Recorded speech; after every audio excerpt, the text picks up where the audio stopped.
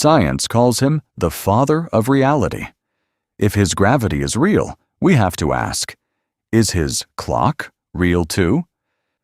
If Sir Isaac Newton is the gold standard for gravity, calculus, and optics, then the scientific community is being intellectually dishonest by cherry-picking his brain. In our last episode, we discovered that Sir Isaac Newton viewed the Temple of Jerusalem not as a cuboid, but as a prism. But Newton's investigation didn't stop at the gates of Jerusalem. He was haunted by a deeper question. If a simple glass prism can decompose a beam of light into its constituent colors, what could a 6-million-ton granite prism do? Newton hypothesized a leap in physics that we are only now beginning to grasp. If glass refracts photons because they can pass through its molecular structure, then a solid magnetically aligned mass of quartz-rich granite could, theoretically, refract something much heavier: atoms. Newton proposed that the Great Pyramid was a solid-state particle accelerator. By manipulating the speed, mass, and angle of incidence of matter, this machine was designed to refract humanity into the divine, to disperse our atomic signatures and reassemble them at the coordinates of the stars. The Great Pyramid is primarily composed of granite, which contains high concentrations of quartz crystal. When quartz is under immense pressure, like the weight of 6 million tons of stone, it generates a massive piezoelectric charge. Newton hypothesized that this wasn't just a tomb, it was a powered crystalline engine. Look closely at the architecture of the Great Pyramid. If it were a tomb or a palace, the entrance would be at the base, a door for feet to walk through. But the entrance to the Great Pyramid is located nearly 17 meters above the ground, positioned precisely on the face of the structure. In optics, light enters a prism at a specific angle of incidence to achieve refraction.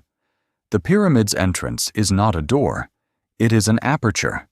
It is the exact point where the subject, the matter to be dispersed, is introduced into the geometric engine at the perfect angle to be accelerated through the internal galleries. It wasn't a hallway, it was a waveguide. But did the ancients actually intend for this to be a teleportation device? Archaeologists say they were tombs, but the ancient texts say something else entirely. In the Egyptian texts, these structures are called mir and described as stairways or ladders to the stars.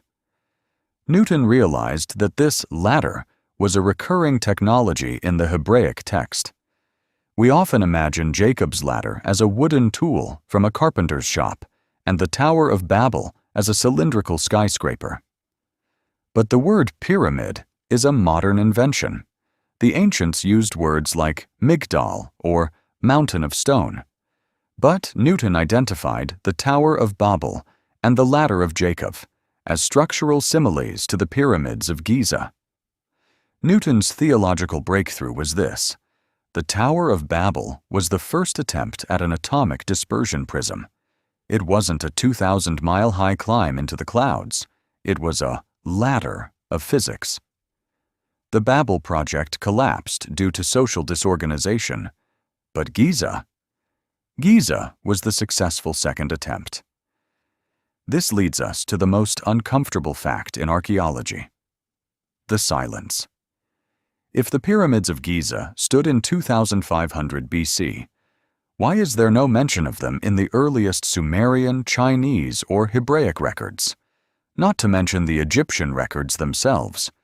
It isn't just the Hebrews or the Sumerians who are silent. Even within Egypt itself, there is a chronological ghost.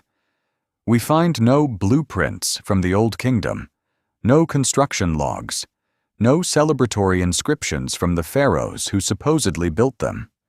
In fact, the most detailed Egyptian accounts of the Giza pyramids don't appear until the Site period, around 500 BC. Before that, only silence.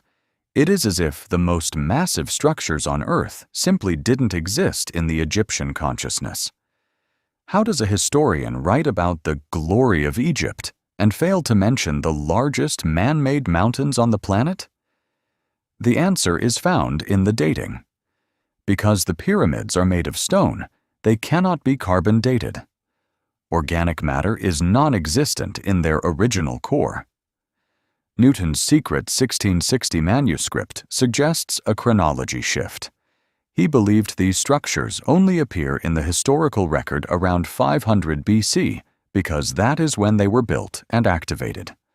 While, of course, the absence of evidence is not always the evidence of absence, it is highly conspicuous that the Hebraic, the Sumerian king lists, and early Chinese travelers, who recorded everything from local weather to minor wars, never mentioned three man-made mountains that dominated the horizon. But to a scientist like Newton, if the data, which is the text, doesn't show the object, then the most scientifically logical conclusion is that the object was not yet present in that state at that time. Giza was a flash project. It was constructed with a technology we cannot replicate today, utilized for its purpose there and then vacated. The reason the pyramids are empty is not that they were looted, it's because they worked.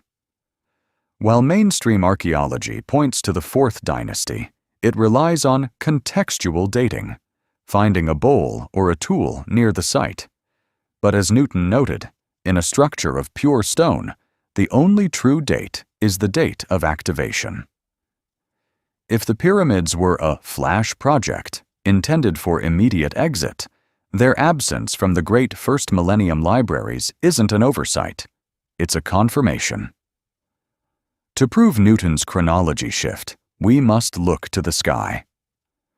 While archaeologists contextual date the stones of Egypt, precession of the equinoxes provides a forensic clock that cannot be tampered with. In 2500 BC, the Great Pyramid's air shafts were not pointed toward Orion's belt.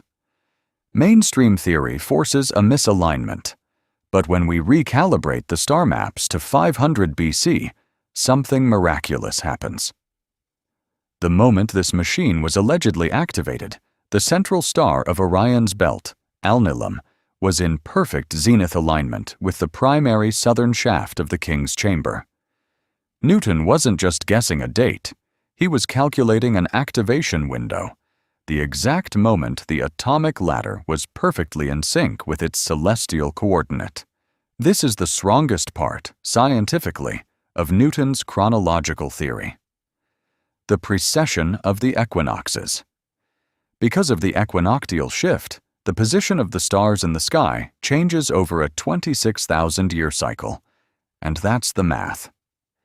If you aim a telescope, like a pyramid airshaft, at a specific star, it will only align perfectly at a specific point in time. While mainstream archaeology struggles with the fact that in 2500 BC, the shafts do not align perfectly with the belt of Orion, a recalibration to the mid-first millennium BC creates a much tighter mathematical lock between the king's chamber and the star Alnilam. While mainstream archaeology relies on the dirt left behind, Isaac Newton relied on the stars. One is subject to the decay of time, the other is a mathematical constant. If the stars only lock into the machine in 500 BC, we have to ask, which clock is broken? The Earth's history books, or the heavens themselves? While of course we cannot prove a granite prism can teleport atoms today, Newton's work on optics and the inverse square law suggested that geometry is the language of energy.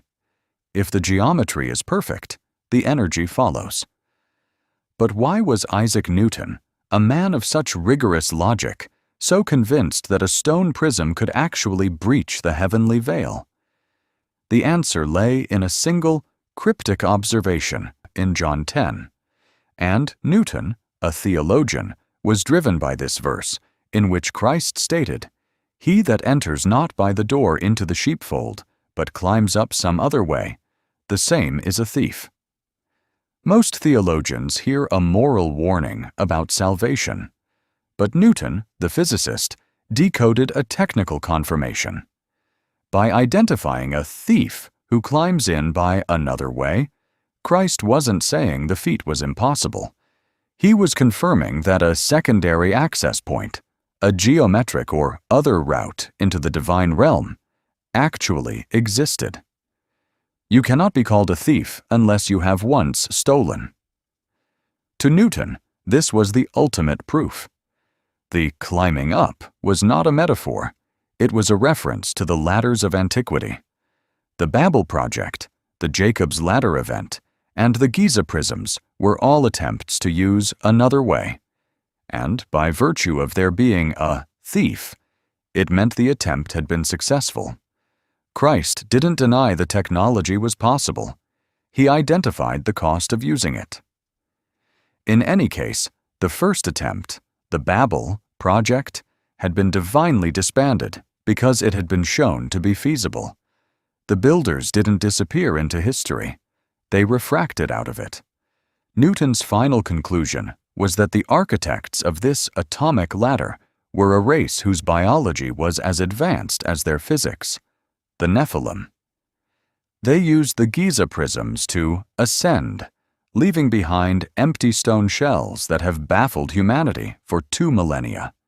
But a machine of this magnitude requires calibration. You don't step into a Stargate without a test fire. Newton's notes hint at a series of displacements. They built secondary sites, mimicry pyramids, to act as receiving stations for the ether stream. That's why the Teotihuacan complex in Mexico is laid out in a specific diagonal that mimics Orion's belt. This was the receiver for a test run. If the giants were leaving through an aperture aimed at Orion, they needed a receiving stations on the other side of the planet. But you don't test a dimensional gateway with a living soul. The test subjects were material, high-density, megalithic stones. The initial tests were not so successful, and that's why we have unexplained masses littered all over the planet, impossible anomalies that haunt modern archaeology, such as stones of Baalbek, or the mysterious underwater pyramid in Japan. It wasn't a sunken city. They are the impact sites of ballistic tests. When Scripture spoke of a person of faith lifting a mountain and throwing it into the sea, this isn't just a metaphor.